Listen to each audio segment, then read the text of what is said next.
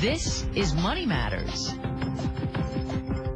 I'm Tara Lynn Wagner. Want to save money on your car insurance? Who doesn't? While you can certainly shop around for quotes, the fact of the matter is there's a list of items all insurers take into account when they're determining your price. Some are things you probably won't want to change just to save a few bucks, like your marital status. Laura Adams of InsuranceQuotes.com says a friend of hers recently tied the knot. She ended up saving about $200 a year after she told the carrier that she was now married. And this simply goes back to the fact that married people are making fewer claims and they're making less expensive claims, so carriers are giving them a break on rates. Another biggie, she says, is your zip code, which immediately tells an insurer about the types of problems you might encounter. In terms of traffic and congestion and claims that are being made, but theft also plays a big role from zip code to zip code. But there are some things you have a bit more control over, like the type of car you drive. The make and model of your car, most people do know that certainly is a factor in the rate that you have to pay.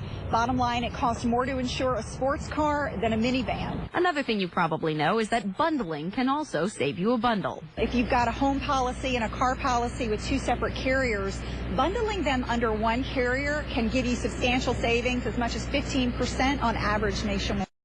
You can also save big by hitting the books. You could get a master's degree, since higher education also leads to lower rates, or simply take a driver's ed course. It only takes a few hours and doesn't require student loans. Now, you might think being married or having a college degree has no effect on your driving habits, but insurers study the numbers and listen closely to the stories they tell. If consumers as a whole and as a group are making fewer claims because they're married or maybe they have kids, this just translates into being a better customer in the eyes of the insurance company. The insurance company wants to keep these customers and are going to give them breaks on the price. Want a rate that's more reflective of how you drive? We'll take a look at usage-based plans in the next Money Matters report. Tara Lynn Wagner, New York 1.